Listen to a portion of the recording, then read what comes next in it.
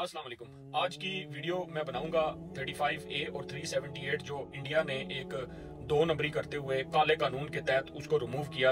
वो कहते हैं जी प्रेसिडेंशियल ऑर्डर लगा के हमने रिमूव किया, लेकिन इसके अंदर ये बात याद रखें कि ऐसी कोई चीज नहीं है कि presidential order on its own वो अप्लाई कर सकते। उसके लिए उनको J&K जो असेंबली थी उस टाइम की मौजूदा, उससे इजाजत लेनी थी, लेकिन वो इन्होंने पहले ही बड़ी चालाकी के साथ उस असेंबली को खत्म करके वहां पे गवर्नर राज लगाया हुआ था। और इसी के तहत इन्होंने कहा जी कि ये जो है ना कानून में एक शिक मौजूद थी कि प्रेसिडेंशियल ऑर्डर के थ्रू वो रिवोक हो सकता था। अभी आपको बताते हैं कि 370 कश्मीरियों को स्पेशल स्टेटस जो मिला हुआ था, जो वायद उम्मीद इंडिया की थी जिसकी वजह से कश्मीर इंडिया के साथ जुड़ा हुआ था, उसको रिमूव किया गया है। उसमें क्या था, स्पेशल कॉन्स्टिट्यूशन जो है वो इंडिया से अलग जम्मू एंड कश्मीर का अपना एक कॉन्स्टिट्यूशन था। इंडिया के फ्लैग से अलग मकबूजा जम्मू कश्मीर का अपना एक फ्लैग था। ठीक है जी, अभी आगे चलते हैं कि इंडिया के पास इस 370 के तहत कौन सी ऐसी पावर्स थी। नंबर 1 थी उनके पास जी एक्सटर्नल अफेयर्स, नंबर 2 डिफेंस और नंबर 3 कम्युनिकेशन। अच्छा, अभी चलते हैं 35A की तरफ। 35A जो है वो डिफाइन करता था कि कश्मीर का जो परमानेंट रेजिडेंट है वो कौन होगा। ठीक है, और वो डिसाइड कौन करेगी, J&K असेंबली डिसाइड करेगी। जिसको वो कहेंगे कि वो J&K का परमानेंट रेजिडेंट है उसी को माना जाएगा। दूसरी बात ये थी कि वहां पे कोई भी गैर रियासती बंदा जो कश्मीरी जम्मू एंड कश्मीर का रिहायशी नहीं है, वहां पे पैदा नहीं हुआ, वो वहां पे लैंड बाय नहीं कर सकता था।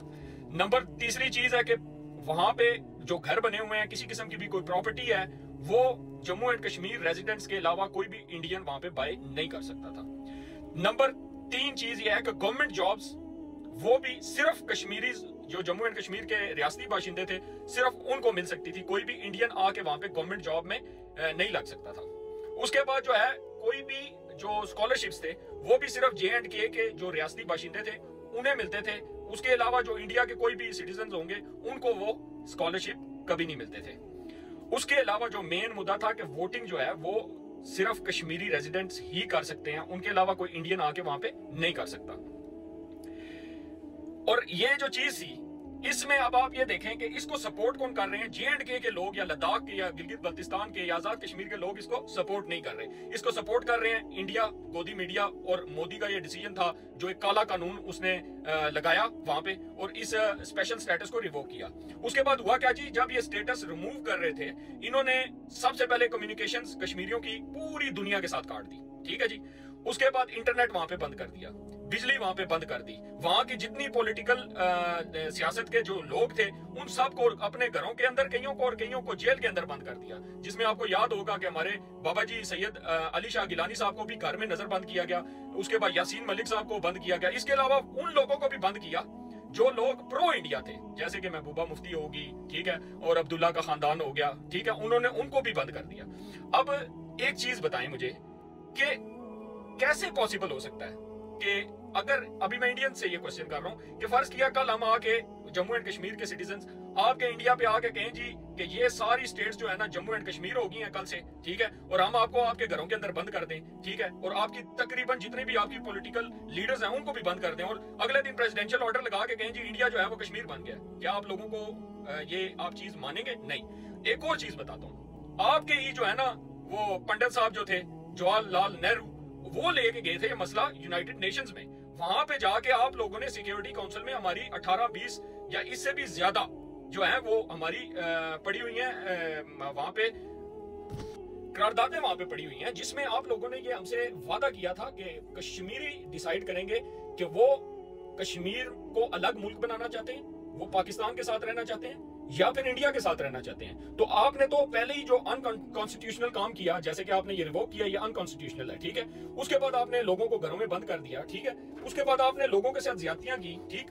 आपने वहां पे 10 लाख फौज पहले आपकी थी, उसके बाद आपने 50,000 और ट्रूप्स अपने वहां पे घुसा दिए। मोस्ट मिलिटराइज्ड जोन जो है वो J&K आपने बना दिया। मकबूजा आपका जो कब्जा है वहां पे वो आपने इलिजिटिमेट कर दिया जो आपने हरकत की, ठीक है। और उसके बाद सबसे मेन चीज ये है कि भाई अब आप इसका फायदा किसको हुआ? हमें तो कोई फायदा नहीं हुआ, आप लोगों को ही फायदा हुआ। फायदा मैं बताता हूँ क्या हुआ है। फायदा आपको ये हुआ कि सबसे पहले तो आपने आर्टिकल 370 जो है वो रिवोक किया, ठीक है, जो कि एक स्पेशल स्टेटस देता था कश्मीर को।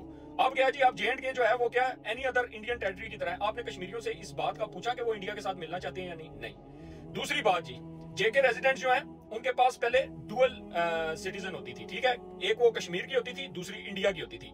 अब उनके पास क्या है जी, अब वो जो है अपने आप को कहलवाएंगे जी इंडियंस, JNK के रियासती लोग अपने आप को इंडियंस कहलवाएं आपकी मर्जी के मुताबिक। स्टेट असेंबली जो थी उसका टेन्योर था 6 साल, वो अभी यूनियन टेरिटरी आपने बना दी है जिसमें कोई जो है ना जमहूरी हकूक इंसान को सही करके मिलते नहीं है, और उसकी आपने जो वादबंदी की है वो 5 साल कर दी है। JNK का अपना एक फ्लैग था, आपने अब वहां पे जी धक्के मुक्की से जो है ना आपने कहा जी इंडियन फ्लैग यूज हो। उसके बाद जी central authority limited to external affairs, defence और फाइनेंस एंड कम्युनिकेशन, ये थी आपकी। अभी आप हर चीज के दादा पर दादा बन गए हैं, ऐसे नहीं होगा। आप धक्काशाही करेंगे कभी भी आपको कश्मीर नहीं मिल सकता। State assembly defined permanent resident of the state, अब जी Kashmiri won't need permanent resident certificate. हमारा कहां फायदा कर रहे हो, सारे फायदे आपके हो रहे हैं। Non resident of JNK could not permanently settle in Kashmir. Kashmir के अंदर जो भी नॉन सिटीजन थे कश्मीर के, वो वहां पे परमानेंट रह नहीं सकते थे। अब आपने किया क्या है कि अब आप वहां पे कोई भी इंडियन आके रह सकता है। प्लस आपने डोमिसाइल इतने ज्यादा इशू किए हैं, तकरीबन 50 लाख के नजदीक ये रिपोर्ट आती है, कि जिसमें आपने इंडियंस को जम्मू कश्मीर का सिटीजन डिक्लेयर कर दिया। ठीक है जी। उसके बाद क्या है जी कि non resident could not by any property और एक्वायर एनी लैंड। अभी क्या है जी, अभी कोई भी आपका आके वहां पे बाय कर सकता है प्रॉपर्टी और लैंड भी ले सकता है। पहले क्या था कि कश्मीरी औरतें जो होती थी, अगर वो किसी नॉन कश्मीरी के साथ शादी करती थी तो उनको प्रॉपर्टी की विरासत से हिस्सा नहीं मिलता था। अभी क्या है जी, अभी वो कश्मीरी औरतें किसी के साथ भी शादी करें, उसको जो उसकी प्रॉपर्टी का हिस्सा वो मिलेगा। इसमें सिर्फ और सिर्फ आप जो है ना अंबानी और अडानी और अपने मोदी को और इन चीजों को खुश कर सकते हैं। JNK के लोग आपके साथ ना खुश हैं। ठीक है, ये एक जबरदस्ती की शादी है, ठीक है, जिसके अंदर आप उनको बांध के रखना चाहते हैं। लेकिन कश्मीर इंशाल्लाह आजाद होगा। ये जो आपने काम किया, इससे आपकी अब कश्मीर के ऊपर जो कब्जा है वो भी इलीगल हो गया। इंशाल्लाह कश्मीर बनेगा पाकिस्तान, यही मेरा नारा है। बाकी जो भी फैसला होगा वो कश्मीर, जम्मू एंड कश्मीर, गिलगित बल्तिस्तान, लद्दाख, ये सारे लोग जब भी इनको हक खुद इरादिया दिया जाएगा, जो वो लेंगे डिसीजन, हम उसके साथ हैं। यही मेरा मौकफ है और इंशाल्लाह एक दिन वो आएगा कि कश्मीर इंशाल्लाह आजाद होगा। Thank you so much. अपने इस चैनल को सब्सक्राइब करें और कश्मीर की हिस्ट्री जानने के लिए आपके इस चैनल कश्मीरी लवर को सब्सक्राइब करें, लाइक करें और शेयर किया करें videos. Thank you so much. Allah Hafiz.